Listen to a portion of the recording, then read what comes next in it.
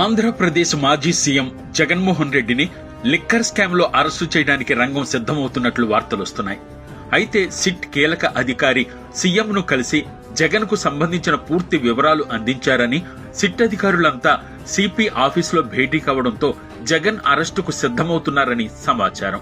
కానీ జగన్ ను అరెస్టు చేయాలంటే ఒకే ఒక అడ్డంకి ఉందని పలువురు అభిప్రాయపడుతున్నారు.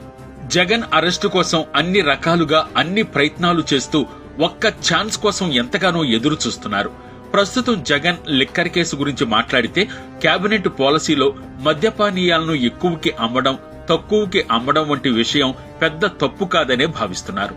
ఎందుకంటే మద్యపానాన్ని నిషేధించడం కోసం రేట్లు ఎక్కువగా పెంచినట్లయితే తక్కువ మంది తాగుతారన్న ఆలోచనతో అలా చేయటం సమంజసమని పలువురు అభిప్రాయపడుతున్నారు.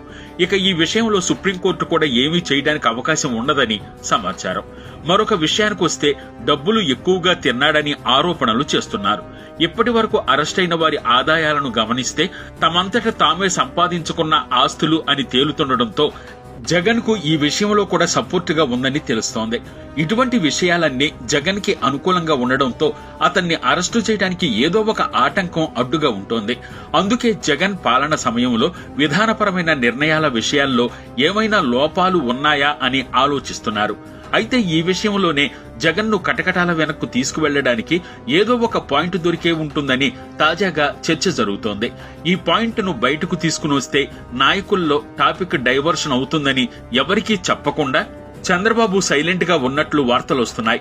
దాంతో ఇకపై త్వరలో జగన్ ఇంటిపై జరగనున్న ఐటీ దాడులు, దర్యాప్తు సంస్థలు దీనికి సరైన సమాధానాన్నిస్తాయని రాజకీయ విశ్లేషకులు భావిస్తున్నారు.